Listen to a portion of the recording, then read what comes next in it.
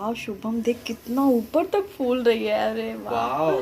कितनी बड़ी सी इडली भी बन गई है और एकदम फूली फूली सी है। सच सबसे अच्छा तो में। ये है, टेक्सचर बहुत अच्छा आया है। वाह, ये देखो कितनी अच्छी सी है ना। और फिर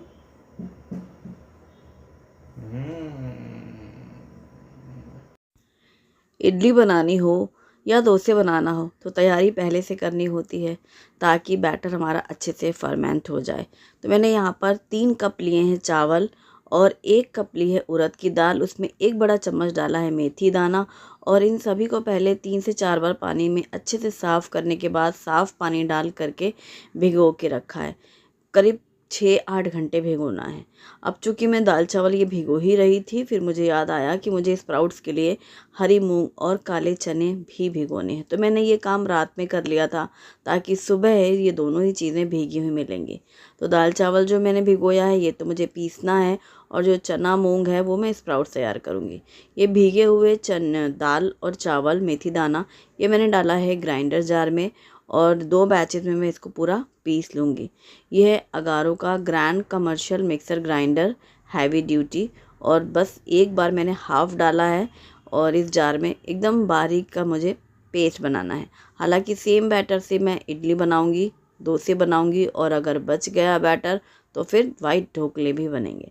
तो सेम बैटर बनाना है तीनों ही आइटम्स के लिए। तो ये मैंने एकदम फाइन पेस्ट कर लिया है। अब मैंने यहाँ पर लिया है हाफ़ कप जितना पोहे, जो हम लोग रेगुलर पोहे बनाते हैं, उसे मैंने वॉश कर लिया है और एकदम सॉफ्ट हो जाते हैं वॉश करने के बाद। और इन्हें भी मैंने डाल दिया है सेकेंड बैच में। फर्स्ट बैच जब पिस चुका है उसे मैंने दूसरे बर्तन में निकाल लिया है, और सेकेंड बैच भी मैंने दाल चावल और इसी के साथ थोड़ा सा पानी और ये पोहे डाल करके इसका भी एकदम फाइन बैटर बना लिया है। ये सारी चीज़ें एक साथ पीस चुकी हैं और इन सबको एक ही बर्तन में मिक्स कर लेंगे। पोहे वाला भी जो मैंने सेकेंड बैच अभी पीसा है, अब इनको पीसने के बाद एक ही बर्तन में डाल करके इनको अच्छे से मिक्स करना बहुत ज़रूरी है। तो ये सब पूरा डाल करके अच्छे से इसको फेंट लेंगे। आप इसे हाथों से फेंटेंगे ना तो ज़्यादा बेहतर होगा। और मेथी दाना डालने से फर्मेंट भी बहुत जल्दी होता है और अच्छा होता है, और हाथों से भी फेंटने से भी फ़र्क पड़ता है। तो ये सब चीज़ें मैंने अच्छे से मिक्स कर ली हैं।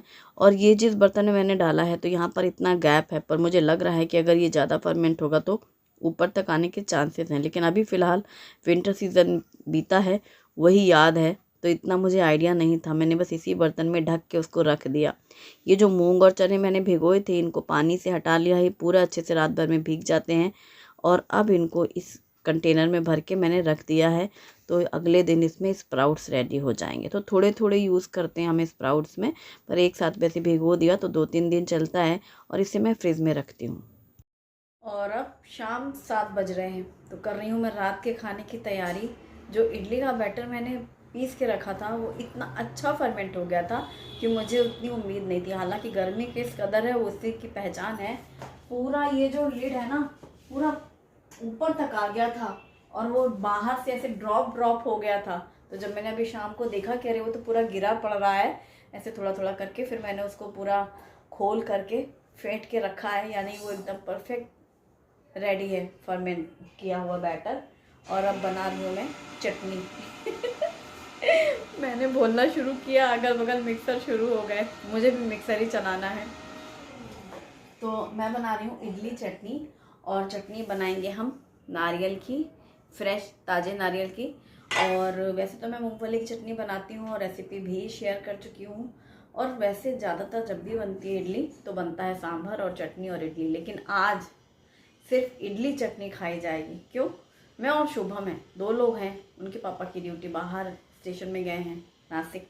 तो अब वो सांभर मेरे से 2 कटोरी नहीं बनता भाई, कि मैं 2 कटोरी बनाऊं 2 लोगों के लिए। तो मैंने शुभम से कहा क्या किया जाए, तो शुभम बहुत मतलब शौकीन है इडली चटनी का। उसका मतलब कॉम्बिनेशन वो टिफ़िन में भी बहुत पसंद करता है इडली चटनी। तो वो बोलने लगा अरे आप सांभर मत बनाओ, आज आज आप सिर्फ इडली चटनी बनाओ, फिर कल जब आप डोसे बनाएंगे तब आप सांभर बनाना। मैंने कहा हाँ अच्छा आइडिया है। मम्मी भी यही चाह रही थी कि तुम बोलो हमारे मन की बात। तो शुभम ने बोल दिया मेरे मन की बात, तो फिर मुझे भी वही खुशी है तो आज बन रही है चटनी, तो जम के इडली चटनी खाओ, कल सांभर डोसे खाओ। बैटर बहुत बढ़िया है। तो चलो सबसे पहले बना लेते हैं नारियल की चटनी। बगल में मिक्सर तो शुरू हो गया, यहाँ भी मिक्सर शुरू करते हैं। तो इसके लिए बहुत ज़्यादा कुछ नहीं चाहिए, टुकड़े कर लेते हैं इसके। ताज़ा नारियल वैसे मैं फ्रिज में भी स्टोर करके रखती हूँ, लेकिन ये वाला फ्रिज में नहीं रखा था, ये अभी आज ही सुबह फोड़ा हुआ है। इसके छोटे छोटे कर लिए हैं पीसेस, और एक अदरक की गांठ ली है, 3 हरी मिर्ची ली हैं, और ज़्यादा सा हरा धनिया भी लिया है।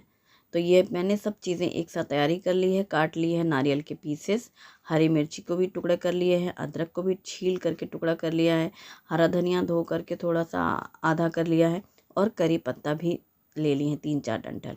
इसमें डाल रही हूँ मैं आज दालिया। ये हैं भुने चने वाले दालिया, ये हमने डी मार्ट से पैकेट लिया था, लेकिन आप इसमें मूंगफली के दाने भी डाल सकते हैं भून कर, रोस्टेड। वो मैं रेसिपी शेयर कर चुकी हूँ। अब मैंने इसी अगारों का, ये ग्रैंड मिक्सर ग्राइंडर का सेकेंड जार है, जो 2 जार मिले हैं इसमें, तो दूसरे वाले जार में ही मैंने ये डाला। ये ग्राइंडिंग जार है, और इसी में 1/4 कप जितना डाला है दालिया, और नमक स्वाद के अनुसार। इसी के साथ डाला है पानी, हाफ ग्लास के करीब, हाफ कप पानी। लेकिन पानी आप कम ज़्यादा कर सकते हैं, पतली आपको कितनी चाहिए चटनी उसके अकॉर्डिंग आप पानी मिक्स कर सकते हैं। और इस चटनी को एकदम फाइन पेस्ट करेंगे, क्योंकि जो नारियल है ना वो दरदरा सा फिर वो गले में से चुभता है। प्लस जो हमें इडली चटनी खानी है तो डिप करके खानी है चटनी को, तो थोड़ा सा पतला चाहिए। तो ये अभी जो मैंने पीसी है, इसके बाद मैंने थोड़ा सा पानी भी मिक्स किया, और अब ये परफेक्ट तैयार हो चुकी है। तड़के के लिए मैंने तड़के पैन में ऑयल गरम किया है। आधा चम्मच जीरा, आधा चम्मच राई, आधा चम्मच चने की दाल, आधा चम्मच उड़द की दाल, लाल सूखी मिर्ची के भी टुकड़े, करी पत्ता डाल दिए हैं 3-4 डंठल, और हींग डाली है। और ये तड़का रेडी हो चुका है। इस तड़के को डाला हमने चटनी के ऊपर, और इसे मिक्स कर लेंगे। तो नॉर्मल जैसे चटनी बनाते हैं मूंगफली वाली चटनी, तो उसी तरीके से ये चटनी भी होती है, नारियल और दालिया की मिक्स। खट्टेपन के लिए अगर आप चाहें तो इसमें इमली भी डाल सकते हैं, बहुत अच्छा खट्टापन आता है इमली का पल्प से, या फिर आप दही भी डाल सकते हैं। आज मैंने कुछ भी मिक्स नहीं किया है। अब ये जो बैटर जिसकी कहानी मैं बता रही थी, ये पूरा ऊपर तक आ गया था, ग्लास लिड तो पूरा गंदा हो गया था, मैंने साफ़ करके ढका था फिर दोबारा से। तो अभी मैंने इसको फिर से एक बार मिक्स कर लिया है, और इसे मैं एक बड़े बर्तन में निकाल रही हूँ। ये पिंक वाला जो ये कंटेनर है, इसमें मैं भर के फ्रिज में रख दूँगी। फर्मेंटेड बैटर ही जब तैयार हो जाता है ना, एक बार फर्मेंट हो गया, फिर इस बैटर को मैं फ्रिज में रख लेती हूँ, और 2 से 3 दिन तक इसका हम यूज़ कर सकते हैं। मैं करती हूँ। अभी कल बनेंगे डोसे, फिर ढोकले भी बन सकते हैं, और इसका उत्तपम भी बन सकता है। बहुत सारी आप रेसिपीज़ इस एक बैटर से बना सकते हैं, लेकिन इसे मैं फ्रिज में रखूँगी। अब हमें जितना जितना लेना होगा ना, उतना ही मैं निकालूँगी फ्रिज से बाहर। तो अभी मैंने जितना पिंक वाले में डाला, और ये स्पॉट में लिया जिसको हमें इडली बनानी है। इसमें मैंने नमक डाला है, और ऑयल डाला है 1 चम्मच, साथ ही पानी भी डाल दिया है, क्योंकि काफ़ी गाढ़ा है बैटर। तो इससे मैं बनाऊँगी इडली। रात के खाने के लिए तो इडली बनेंगी ही, कुछ एक्स्ट्रा भी बनाएंगे, ताकि कल के नाश्ते के लिए हम इडली फ्राई भी खाएंगे। तो ये पूरा इतना बैटर जिसकी मुझे इडली बनानी है, ये मैंने एकदम फेंट करके रेडी कर लिया है।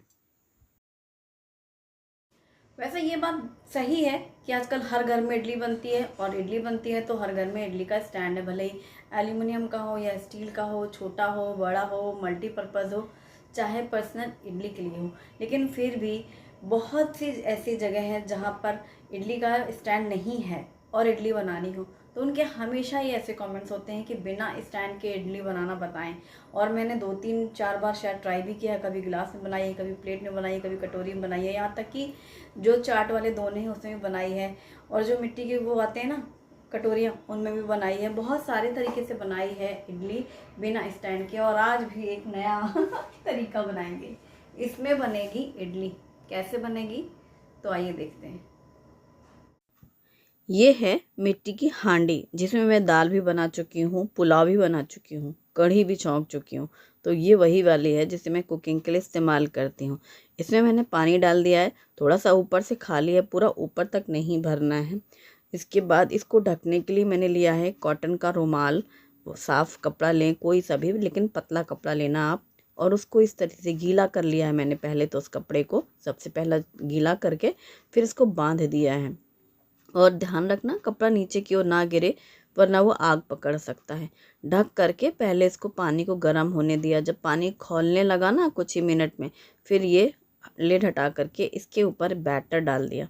तो ये बड़ा वाला स्पून लिया मैंने, जैसे चमचा बड़ा वाला गोल सर्विंग स्पून, उसी से मैंने पूरा ऐसे एक ही बार में डाल दिया है।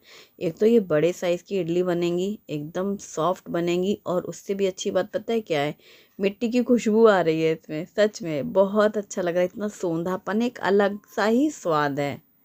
सच में एक बार आप ट्राई करके देखना। और इतनी अच्छी फूल रही है ना, इतना ऊपर तक उठ करके, बहुत अच्छा लग रहा है। कितनी बड़ी सी इडली भी बन गई है और एकदम फूली फूली सी है। सबसे अच्छा तो ये है, टेक्सचर बहुत अच्छा आया है।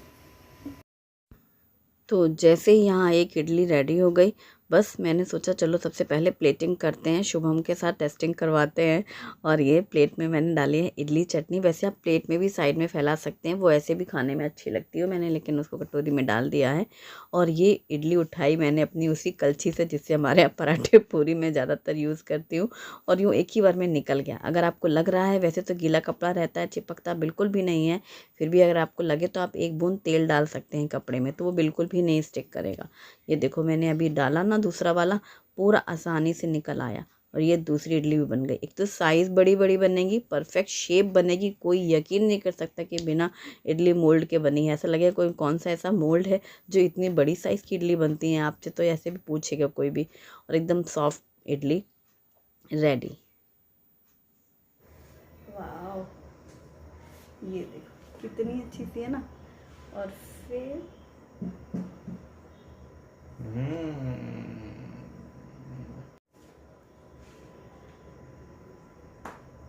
क्या, काफी अच्छा है। एकदम सॉफ्ट बनी है, बहुत अच्छी। तो मेरी एक ही रिक्वेस्ट है कि आप एक बार इसे ज़रूर ट्राई करिएगा, एक बार ट्राई करके देखना, आपको बहुत मज़ा आएगा। अब चूँकि बाकी का जो बैटर है उसको मैं रेगुलर इडली स्टैंड में बना रही हूँ, और वो मैंने सिर्फ दिखाया है कि आप बिना इडली स्टैंड के किस तरीके से बना सकते हैं। चूँकि ये जो अभी इडली बन रही हैं ये कल की बचेंगी, मतलब हम दोनों को जैसा कि मैंने बताया खाना है। तो ये जो बैटर मुझे अभी इडली बनानी है, ये मैं इसलिए बना रही हूँ कि एक बार इडली बन के रखी रहेंगी, और ठंडी इडली हम फ्राई करके खाते हैं, हमें वो बहुत ज़्यादा अच्छी लगती है, तो नाश्ते के लिए। तो ये बाकी का जो बैटर था उसको मैंने यहाँ पर इडली स्टैंड में बना लिया है, एक ही साथ में बन चुकी है ये 15 इडली, और ये है चटनी। तो ये देखो, ये तो जैसे रेगुलर हम लोग बनाते हैं वैसे ही इडली तैयार हो चुकी है। ये भी एकदम सॉफ्ट हैं, और इसके साथ है चटनी का कॉम्बिनेशन। तो इसी में एक साइज़ की ये बन रही हैं, देख ही रहे हो आप, इडली स्टैंड में तो बनती ही हैं। और बस इसको मैंने हल्का सा ग्रीस किया था प्लेट्स को। बस वही है कि जब आप इडली के स्टैंड में इडली बनाओ ना, तो हमेशा उसको अच्छे से प्रॉपर ग्रीस करके तो डालना ही है बैटर। प्लस जब वो ठंडा हो जाए तब आप प्लेट से बाहर निकालो, तो एक साइज़ की पूरी इडली निकलेंगी, मतलब बिल्कुल ही चिपकेगा नहीं बैटर, और एकदम सॉफ्ट इडली तैयार। तो ये है इडली चटनी प्लेट हम लोगों की। और इसके बाद हुआ है किचन क्लीनिंग, और जो इडली बची हुई हैं उनका कल होगा नाश्ता चाय के साथ। फ्राई इडली मुझे बहुत पसंद है, और शुभम को भी बहुत पसंद है। तो आप एक बार मिट्टी के इस मटकी में इडली ज़रूर ट्राई करिएगा। कैसा लगा आज का आइडिया ज़रूर बताइएगा। Thanks for watching.